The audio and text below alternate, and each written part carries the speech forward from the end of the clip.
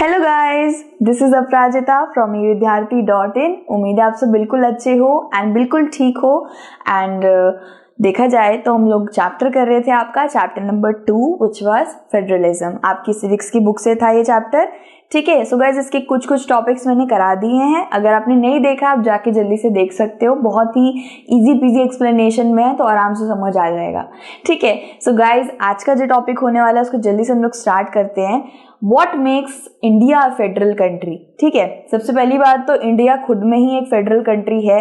उसने ये federal system को बहुत पहले ही अपना लिया था। लेकिन मैं आपको बताना चाहूंगी गाइज ये फेडरल सिस्टम क्या होता है। ठीक है, अब गाइज सबसे पहले मैं आपको बता दूं, चाहे इंडिया जैसी बड़ी विशालतम कंट्री ले लो या फिर छोटी कंट्री ले लो, फेडरलिज्म या फेडरल सिस्टम कोई भी अपना सकता है।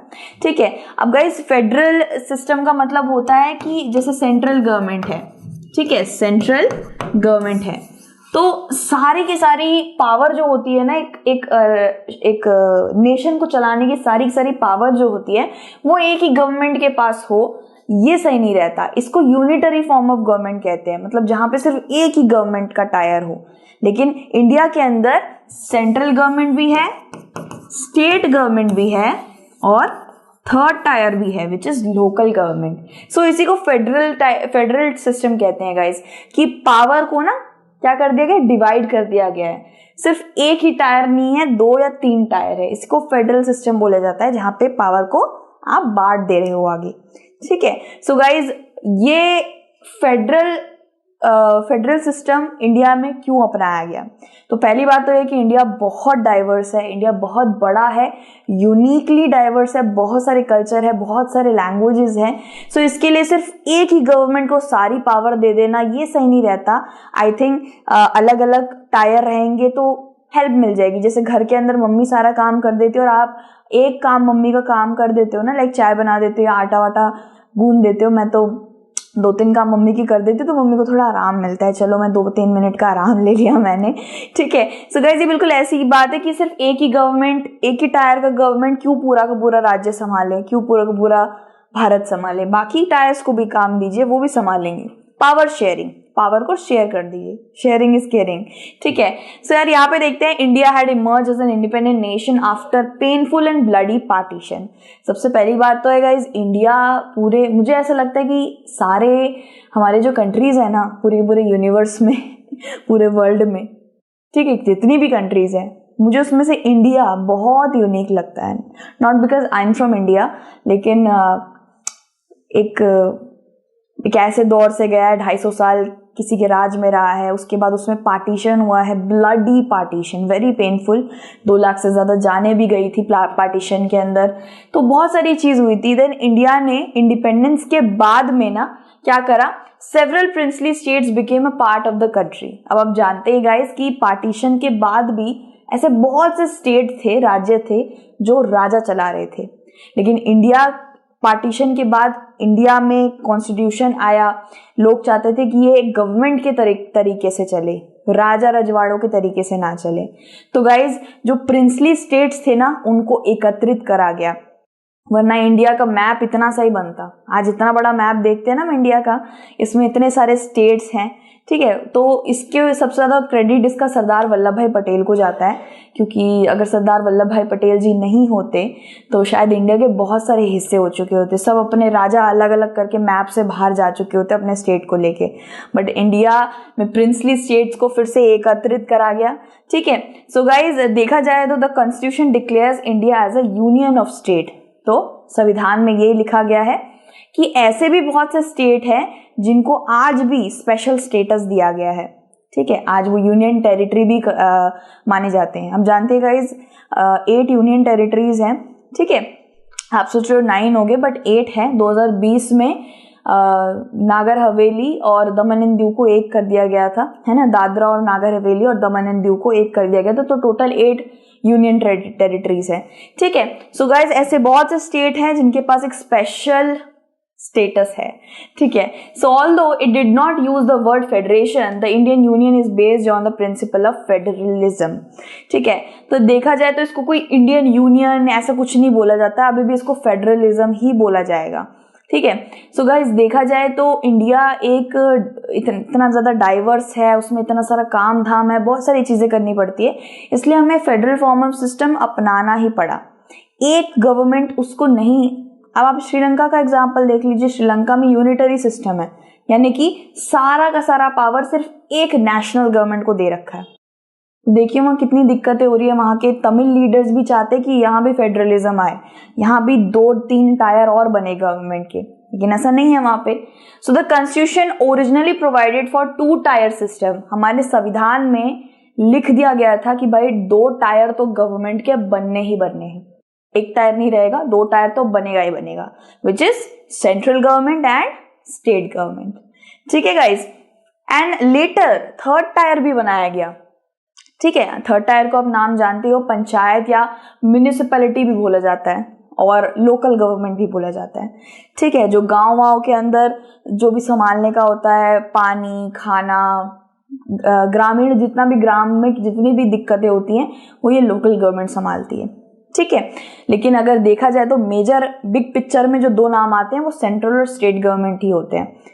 ठीक है दोस्तों, so the constitution clearly provided a 3-fold distribution of legislation power between the union government and state government। तो गाइज हमारे संविधान में यूनियन गवर्नमेंट यानी कि सेंट्रल गवर्नमेंट और स्टेट गवर्नमेंट के लिए अलग से पावर्स दे रखी है।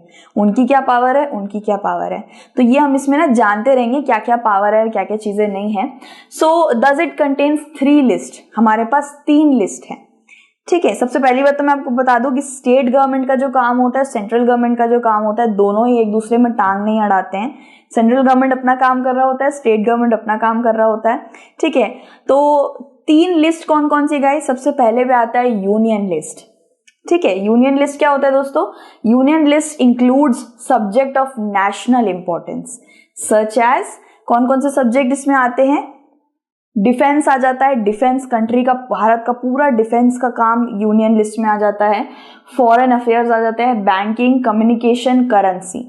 अब गाइस ये यूनियन लिस्ट कौन संभालती है, ये यूनियन लिस्ट संभालने का काम है सेंट्रल गवर्नमेंट का।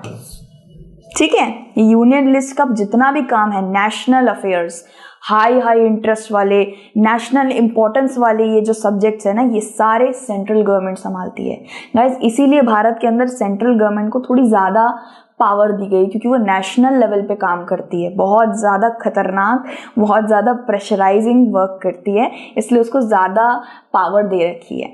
ठीक है, सो गाइस देखा जाए फॉर एन एग्जाम्पल, जैसे ये वाला सब्जेक्ट ले लीजिए, फॉरेन अफेयर्स, मतलब बाकी के देशों से फॉरेन बॉन्डिंग मजबूत करना। एग्जाम्पल ले लेते हैं नरेंद्र मोदी जी का। श्री नरेंद्र मोदी अभी 2022 में एक्टिव प्राइम मिनिस्टर हैं, है ना। तो देखा जाए आपने बहुत बार उनको देखा होगा, वो किसी श्री जिनपिंग के साथ हाथ मिला रहे हैं, कभी वो इजराइल के प्राइम मिनिस्टर के साथ हाथ मिला रहे हैं, कभी किसी के साथ वो कहीं पे बहुत सारी कॉन्फ्रेंस मीटिंग्स करनी होती है उनको, आपने देखा होगा ये सब चीज़ थोड़ा बहुत तो अपने मीम्स में, रील्स में, बहुत जगहों पे यूट्यूब पे सब चीज़ें फैली रहती हैं यार। तो ये चीज़ वो इसलिए करते हुए, सिर्फ वो ही करते हुए इसलिए दिखते हैं क्योंकि सेंट्रल गवर्नमेंट के अंडर आते हैं। वो पीएम सेंट्रल गवर्नमेंट का एक मेंबर होता है ना। सो सेंट्रल गवर्नमेंट यूनियन लिस्ट संभालती है और यूनियन लिस्ट में सब्जेक्ट है फॉरेन अफेयर्स। तो गाइस ये बहुत सिंपल सी बात है कि जो यूनियन लिस्ट दे रखी है, सेंट्रल गवर्नमेंट, पीएम वगैरह जितने भी लोग होते हैं वो यूनियन लिस्ट के हिसाब से ही चल रही होती है। ठीक है, करेंसी ले लीजिए, ये भी एक समझा देती हूँ। डिमोनेटाइजेशन आया था। डिमोनेटाइजेशन मतलब कि करेंसी चेंज हुआ था, सारे नोट वोट चेंज हुए थे, आपको पता ही है, करप्शन कम करने के लिए चेंज हुए थे नोट। तो इसके अंदर गाइस ये किसने करा था, अरविंद केजरीवाल जी ने करा था? नहीं, वो तो स्टेट के सीएम है, ये पीएम ने करा था। अपनी यूनियन लिस्ट में उनका ये सब्जेक्ट था, इसलिए वो इसके हिसाब से कुछ भी कर सकते हैं। ठीक है, यूनियन लिस्ट में जितने भी सब्जेक्ट होंगे उसके हिसाब से वो लॉज बना सकते हैं, उसके हिसाब से वो काम कर सकते हैं, इससे बाहर का वो कोई काम नहीं कर सकते। ठीक है, so they are included in this list because we need a uniform policy on these matter throughout the country. Guys, ये चीज आपको अच्छे से याद रखना है कि यूनियन लिस्ट में जितने भी सब्जेक्ट हैं उसके ऊपर सेंट्रल गवर्नमेंट काम करती है, ड्यूटी सेंट्रल गवर्नमेंट की है। सेंट्रल गवर्नमेंट में कौन कौन से मिनिस्टर आ जाते हैं? पीएम आ जाता है, डिफेंस मिनिस्टर आ जाता है, फाइनेंस मिनिस्टर आ जाता है, ये सारे minister, home affairs, home minister आ जाता है, ये सारे सेंट्रल गवर्नमेंट के मिनिस्टर्स हैं, ठीक है। एंड सब्जेक्ट भी ये होते हैं, defence, currency, foreign affairs, banking, ठीक है।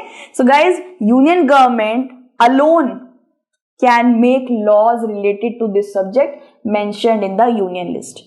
यूनियन गवर्नमेंट कौन है? सेंट्रल गवर्नमेंट ही यूनियन गवर्नमेंट है, ठीक है। सो इनके लिस्ट में, यूनियन लिस्ट में जितने भी सब्जेक्ट फॉल डाउन हो रहे हैं गाइस, इनके ऊपर एक कोई भी लॉ बना सकते हैं, they have the whole right, ठीक है। इसके बाद क्या है गाइस? इसके बाद आती है स्टेट लिस्ट की बारी। ऑब्वियस सी बात है, स्टेट लिस्ट के ऊपर किसका हक होगा? स्टेट्स का ही हक होगा, ठीक है। सो स्टेट लिस्ट में जितने भी सब्जेक्ट होते हैं वो होते हैं स्टेट के सीएम के हक। स्टेट के जितने भी मिनिस्टर हैं वो करेंगे, इसमें कोई सेंट्रल मिनिस्टर हाथ नहीं दे सकता, ये स्टेट के लोगों का काम है, सेंट्रल मिनिस्टर का काम नहीं है, सेंट्रल गवर्नमेंट का काम नहीं है। सो स्टेट लिस्ट कंटेन्स कौन कौन से subject? State and local importance वाले सब्जेक्ट। राज्य में जितने सब्जेक्ट होते हैं वो स्टेट का काम होता है। जैसे पुलिस, हर राज्य की पुलिस वो सीएम संभालेगा, अपने राज्य की पुलिस सीएम संभालता है, पीएम संभालने नहीं आता, सीएम संभालता है, ठीक है। ट्रेड हो गया, कॉमर्स हो गया, एग्रीकल्चर हो गया, पानी की समस्या, इरिगेशन, पानी, बिजली वगैरह, ये सारी चीज राज्य का सीएम खुद संभालता है, उसके लिए सेंट्रल गवर्नमेंट इसमें इन्वॉल्व नहीं हो सकती है। सेंट्रल गवर्नमेंट का क्या काम है? यूनियन लिस्ट के अकॉर्डिंग काम है। स्टेट गवर्नमेंट का क्या काम है? अपनी स्टेट लिस्ट के अकॉर्डिंग काम है, ठीक है। So guys, it makes laws related to the subject mention in the state list. अब ये कानून बना सकते हैं अपने स्टेट लिस्ट के अकॉर्डिंग, इसमें सेंट्रल गवर्नमेंट कानून बनाने नहीं आएगी इनका, ये अपना कानून खुद बनाते हैं, ठीक है गाइस। तो एग्रीकल्चर ले लीजिए, कॉमर्स ले लीजिए, इरिगेशन ले लीजिए, सब में स्टेट का काम होता है। स्टेट लिस्ट के अंदर जो जो फॉलो हो रहा है सब स्टेट का काम है, ठीक है। अब आप सोच रहे हो गाइज, यहाँ पे देखिए कंकरेंट लिस्ट, ये थर्ड लिस्ट है, इसको कौन संभालता है? कौन सा टायर संभालता है इसको? सो इसको दोनों टायर ऑफ गवर्नमेंट संभालते हैं गाइस, इसको स्टेट भी संभालता है, सेंटर भी संभालता है, ठीक है। अब आपको लग रहा होगा यार कभी कभी दोनों में झगड़प नहीं हो जाती है। फॉर एग्जाम्पल, एक एग्जाम्पल लेके देखते हैं। समझ लीजिए सेंट्रल गवर्नमेंट ये कह रही है कि शादी का एक रूल बनाते हैं, शादी के बाद एक औरत 13 घंटे के अंदर अंदर अपने पति को तलाक दे सकती है। ऐसा कोई रूल है नहीं, बट मैं बस एग्जांपल दे रही हूँ। एंड स्टेट गवर्नमेंट कहती है नहीं, 3 दिन के बाद तलाक दे, ऐसा रूल रखते हैं। शी इज ओनली लाइक 3 दिन के बाद ही दे सकती है वो, 13 घंटे नहीं, बहुत कम है। नहीं 13 घंटे, नहीं 3 घंटे, नहीं 3 दिन, ऐसे करके शायद कुछ डिस्प्यूट हो जाए, समझ जाइए, ठीक है। तो अगर डिस्प्यूट होगा तो उसको कौन संभालेगा?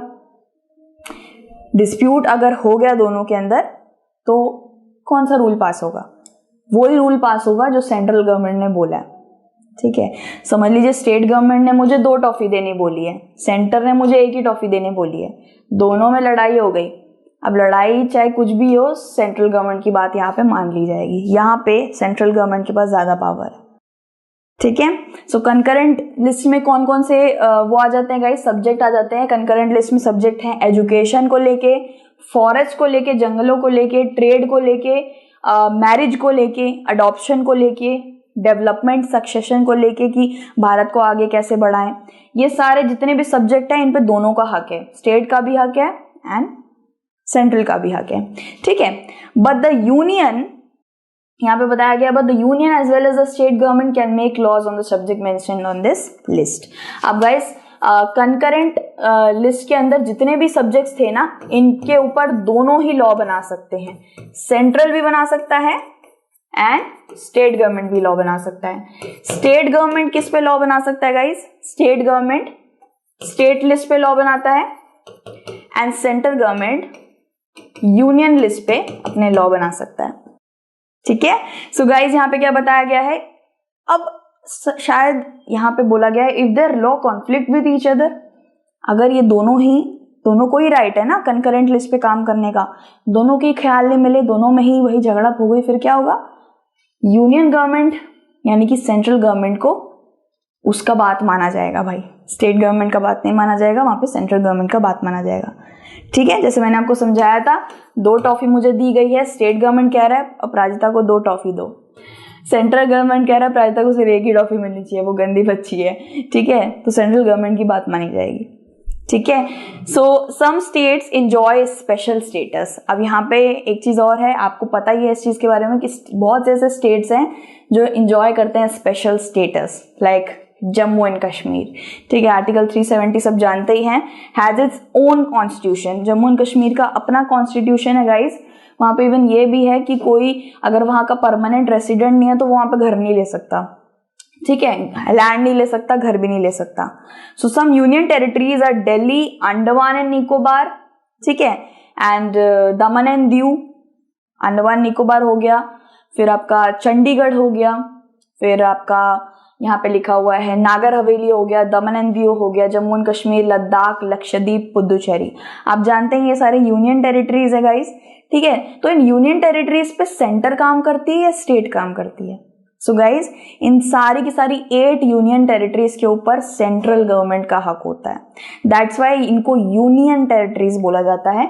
सेंट्रल गवर्नमेंट का दूसरा नाम ही है union government.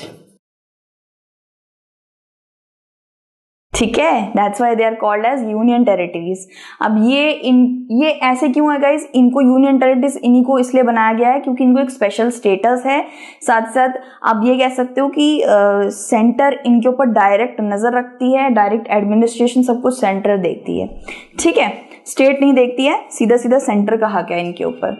So Daman and Diu हो गया, जम्मू एंड कश्मीर हो गया, चंडीगढ़ हो गया, लक्षद्वीप, लद्दाख एंड ये सारे जितने भी हैं हमारे, पुदुचेरी, इन सब पे सेंट्रल गवर्नमेंट का हक होता है।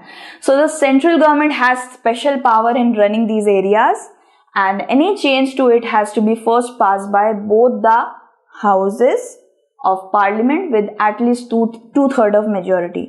अब गाइस, यूनियन टेरिटरी को स्टेट गवर्नमेंट अब से हक है उसका, कोई भी राइट, कोई भी लॉ, कुछ भी ऐसे इनसे रिगार्डिंग कुछ भी ऐसा चेंज होगा ना कॉन्स्टिट्यूशन में, तो सबसे पहले उसको पास होना पड़ेगा पार्लियामेंट से भी पहले। यू नो, पार्लियामेंट के यहाँ पे लॉ मेकिंग होता है, पार्लियामेंट से भी पहले उसको 2 हाउसेस के अंदर पास होना पड़ेगा 2/3 मेजोरिटी से। 2 हाउसेस का नाम आप जानते हो, राज्यसभा, लोकसभा। पहले तो यहां से पास होना पड़ेगा, लेजिस्लेचर से भी पास होना पड़ेगा। हाँ, ठीक है, उसके बाद पार्लियामेंट में जाके वो नया रूल बनेगा। ठीक है, समझ लीजिए ऐसे बोला कि दमन एंड दीव को अब से दिल्ली का स्टेट संभालेगा, दिल्ली का सीएम संभालेगा। तो ये रूल ऐसे ही पास नहीं होने वाला, पहले 2 लोकसभा के पास, राज्यसभा के पास जाएगा, फिर लेजिस्लेचर के पास जाएगा, फिर अगर उन्होंने हामी भर दी तो पार्लियामेंट के पास ये रूल नया बनने जाएगा। ठीक है, so guys, judiciary plays an important role in overseeing the implementation of constitutional provision and procedures. Judiciary भी बहुत ज़्यादा important role play करता है guys। judiciary मैंने आपको बताया था, courts, judges, ये सारे के सारे लोग बहुत ज़्यादा, मतलब आप ऐसा कह सकते हो, कोई भी नया लॉ बनने जा रहा होता है कुछ भी, तो इस पे मंजूरी ये भी देते हैं। ठीक है, जुडिशरी भी भाई देखता है कि ये लॉ सही है कि नहीं है, देना है कि नहीं देना मंजूरी। ठीक है, सो any of the dispute about the division of power, the high court and the supreme court make a decision. अब guys, ऐसा भी होता है कि जब कोई भी ऐसा डिसीजन बनने जा रहा होता है ना, सेंट्रल और स्टेट गवर्नमेंट के यहाँ से कोई भी ऐसा नया डिसीजन बनने जा रहा है कि यूनियन टेरिटरी को चेंज कर देंगे, सेंट्रल गवर्नमेंट की ये पावर हटा देंगे, कुछ भी इनसे रिलेटेड कोई भी डिसीजन बनने जा रहा होता है, तो आपको याद रखना है कि सबसे पहले वो लोकसभा में जाता है, राज्यसभा में जाता है, पहले तो इन 2 हाउसेस में जाएगा वो डिसीजन, मतलब वो नया जो भी बन रहा है वो यहाँ पहले यहाँ से चेक होना पड़ेगा उसको विद 2/3 ऑफ मेजोरिटी। फिर वो जाता है लेजिस्लेचर के पास और फिर वो लास्ट में इनके पास जाता है। कौन से कोर्ट में? हाई कोर्ट में और सुप्रीम कोर्ट में जाता है। मतलब एक लॉ को इनसे रिलेटेड, सेंट्रल और स्टेट से रिलेटेड कुछ भी होगा ना, वो इतने जगहों से पास होना पड़ेगा उसे, फिर जाके वो कॉन्स्टिट्यूशन में डाला जाएगा। ठीक है, high court and supreme court, फिर लास्ट में ये भी 2 अंपायर बैठे, इनसे मंजूरी मिल गई, फिर जाके वो चीज हो सकती है। ठीक है, जैसे फॉर एन एग्जाम्पल मैं आपको समझाती हूँ। जैसे हमने देखा था ना, यूनियन लिस्ट के अंदर फॉरेन अफेयर्स था। ठीक है, तो फॉरेन अफेयर्स सेंट्रल गवर्नमेंट संभालती है क्योंकि यूनियन लिस्ट उनकी है। अब स्टेट गवर्नमेंट ने बोला कि फॉरेन अफेयर्स का सब्जेक्ट हमको चाहिए, हमें दे दो। ये एक बहुत बड़ी बात है। आप यूनियन लिस्ट से एक अफेयर मांग रहे हो उनका, ठीक है, एक सब्जेक्ट मांग रहे हो। तो बेसिकली ये लॉ को पास होने में पहले ये जितने भी महाराज बैठे हैं ये पास कर दे तो ही उनको, स्टेट वालों को फॉरेन अफेयर्स का सब्जेक्ट मिलेगा, ठीक है। सो द यूनियन, यहाँ पे क्या बोला गया है, the union and state government have the power to raise resources by levying taxes. अब गाइज हर एक सीएम अपना राज्य कैसे चलाता है, हमारे टैक्सेस से ही चलाता है। वो कुछ भी स्वच्छ भारत अभियान या कुछ भी नया राज्य में बनवा रहा है या फिर कुछ भी नई नई सड़कें बनवा रहा है, वो सब हमारे टैक्सेस से ही होती है, ठीक है। तो दोनों को ही टैक्स मिलते हैं गाइस, सेंट्रल गवर्नमेंट को भी मिलता है अच्छा खासा पैसा, स्टेट को भी मिलता है, ठीक है। And order to carry on the government and responsibilities assign to each of them. तो इनको जो भी इनके सब्जेक्ट में जितनी भी रिस्पॉन्सिबिलिटीज है ना, शादी, अडॉप्शन, एजुकेशन, इन सबको बढ़ावा, इन सबको पूरा करने के लिए इनको पैसे कहाँ से मिलते हैं, टैक्स से मिलते हैं, ठीक है गाइस। बजट भी मिलता है इनको, टैक्स भी मिलता है। मतलब देखा जाए तो करोड़ों करोड़ों अरबों खरबों पैसे आते होंगे, लेकिन एक बजट के हिसाब से उनको पैसा दे दिया जाता है और फिर बोला जाता है अपने आपको जितने भी आपके सब्जेक्ट्स हैं आप उसमें काम करिए, ठीक है। सो गाइस सेंट्रल गवर्नमेंट का अपना काम होता है, स्टेट गवर्नमेंट का अपना काम होता है। सेंट्रल गवर्नमेंट यूनियन लिस्ट के हिसाब से चलती है, स्टेट गवर्नमेंट स्टेट लिस्ट के हिसाब से चलती है। और कंकरेंट लिस्ट में दोनों का योगदान रहता है। और कुछ ऐसे सब्जेक्ट भी होते हैं गाइस जैसे कि जिनको रेसिडुअरी सब्जेक्ट बोला जाता है, मतलब जो कहीं पे भी फॉल ही नहीं हुए, इन तीनों में आए ही नहीं, उनका क्या होगा, तो उनको भी सेंट्रल गवर्नमेंट ही संभालती है, उनको स्टेट नहीं सेंट्रल गवर्नमेंट ही संभालती है। जैसे जब संविधान बन रहा था, जब देश आज़ाद हुआ था, तब कंप्यूटर वगैरह बहुत कम थे, तो संविधान में कंप्यूटर सॉफ्टवेयर के ऊपर कोई भी कुछ भी लिखा नहीं गया है। अब जो सब्जेक्ट रह गए हैं ऐसे ही, जिनको लिया ही नहीं गया है, वो कौन संभालेगा, स्टेट और सेंट्रल, उनको सेंट्रल गवर्नमेंट संभालती है, ठीक है। सो गाइस यहाँ पे आपने देखा कि कितने जगहों पे ना सेंट्रल गवर्नमेंट को ज्यादा अधिकार मिल रहा है। जैसे सेंट्रल और स्टेट लड़ाई कर रहे हैं, डिस्प्यूट कर रहे हैं, तो सेंटर ने जो बोला वही हो जा रहा है। जैसे यूनियन टेरिटरीज पे भी सेंटर का ही हक है, स्टेट का हक नहीं है, ठीक है। एंड और क्या था, जैसे और भी बहुत सारा हमने देखा कि सेंट्रल गवर्नमेंट का आप कह सकते हो कि रेसिडुअल सब्जेक्ट्स पे भी सेंट्रल का हक है, मतलब जो सब्जेक्ट लिए ही नहीं गए उन पे भी सेंटर का ही हक है। तो बहुत जगह सेंटर को ना पावर ज्यादा दी हुई है, ठीक है। तो इसके अंदर हमने पूरा पढ़ा गाइस, 3 तरीके की लिस्ट कौन कौन सी होती है, यूनियन, स्टेट, कंकरेंट, तीनों को संभालता कौन कौन है वो भी हमने पढ़ लिया। ये भी देख लिया कि इनसे रिलेटेड कोई भी नया लॉ पास कराना है, कुछ भी कराना है, तो पहले लोकसभा राज्यसभा पे जाना पड़ेगा, लेजिस्लेचर पे जाना पड़ेगा, फिर साथ ही साथ हाई कोर्ट और सुप्रीम कोर्ट तक भी जाना पड़ेगा, फिर जाके वो लॉ नया बनेगा, ठीक है। फिर जाके पार्लियामेंट उसको जाके बनाएगी, इन सबसे पहले मंजूरी लेनी पड़ेगी। तो बहुत सारी चीजें हमने इसके अंदर पढ़ी है अच्छे से, एंड बहुत ज्यादा डिटेल तरीके से धीरे धीरे करके मैंने पढ़ाया, क्योंकि दिमाग का थोड़ा भाजीपाला हो जाता, तो धीरे पढ़ाना ही सही था। एंड अगर आपको अभी भी थोड़ा बहुत डाउट्स रह रहे तो एक बार फिर से वीडियो रिप्ले करके अच्छे से देख लेना, ठीक है। सो गाइज ये वाला जो टॉपिक है ये हम करेंगे नेक्स्ट वीडियो के अंदर, क्योंकि अपुन अभी बहुत थक गेला है, वो भाई बहुत ज़्यादा थक गेला है तो बॉस अपुन जाके पानी पिएगा और आपसे मिलेगा दूसरी वीडियो के अंदर। And thank you so much for watching this video. And और क्या रह रहा है यार, हाँ और रह रहा है मेरे सारे बच्चों बिल्कुल ठीक रहना, हेल्दी रहना, and God bless you everyone, take care and Jai Hind, bye.